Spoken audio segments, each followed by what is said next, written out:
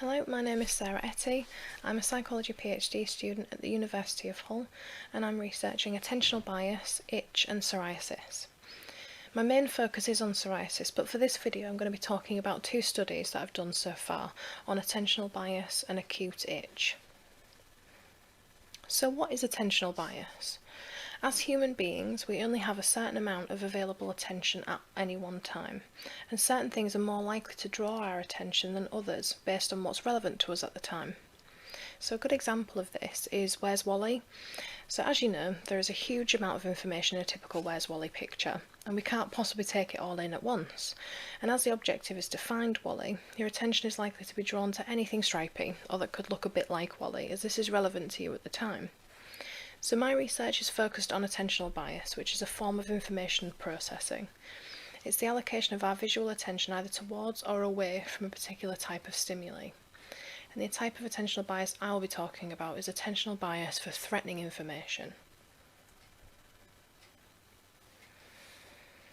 There are two different types of attentional bias. Hypervigilance, which is when your attention is drawn towards the threat, and avoidance, when your attention is drawn away from the threat.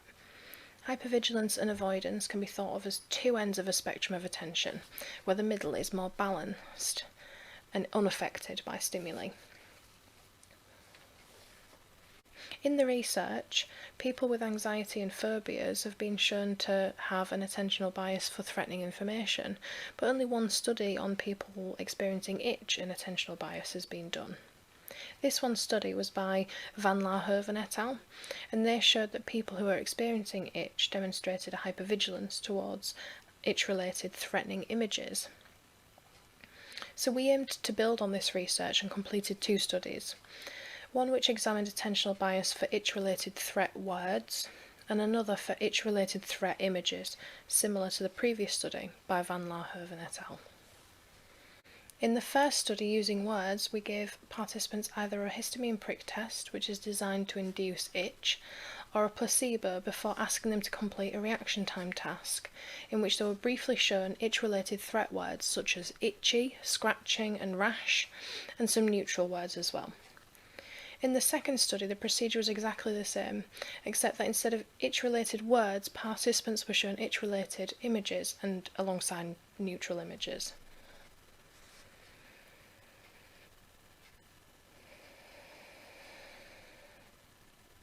In the first study using words, we found that participants who were itching compared to those who had received a placebo demonstrated an avoidance of itch-related words. This is particularly significant as the study by Van Laarhoven showed hypervigilance. So why could this be? We wondered whether the type of stimuli, so words rather than images, could explain the difference in findings. So to look into this further, we completed the same study using images this time.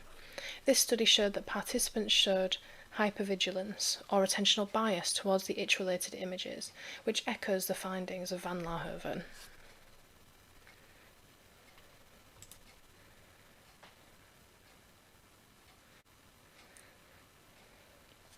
So in summary, we found that when people were experiencing itch, they showed an avoidance of threat-related words, but hypervigilance for threat-related images. I found this to be really interesting, as it opens up other questions. So why do images produce hypervigilance, but words produce avoidance? One thought that I had on this is that perhaps it's evolutionary, in that an image represents a physical and visible threat, which might cause us to be hypervigilant so that we are better able to fight this threat or flee from it. Whereas words are not a physical threat, but can often be an emotional one. So for example, the unkindness that you can often see on social media.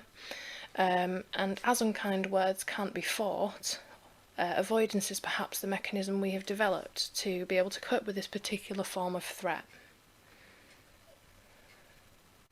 So what's next? The main interest of our research is attentional bias for threat among those with psoriasis, which is an itchy and extremely difficult skin condition, and so we are in the process of collecting data for attentional bias among this population. We are also aiming to include a different type of threat rather than just itch-related, and are including words and images that represent social threat, such as words like stare, and images of faces showing expressions of disgust.